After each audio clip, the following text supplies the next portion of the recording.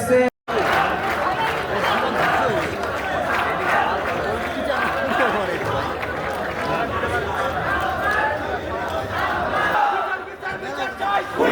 দোতলায় আসন ফাঁকা আছে, পূর্ব পাশে অনেক আসন ফাঁকা আছে। পরে যারা আসছেন সবাইকে পেছন দিক দিয়ে গিয়ে এখনো যারা ব্যক্তিগতভাবে আছেন সবাইকে আসন গ্রহণের জন্য অনুরোধ করছি।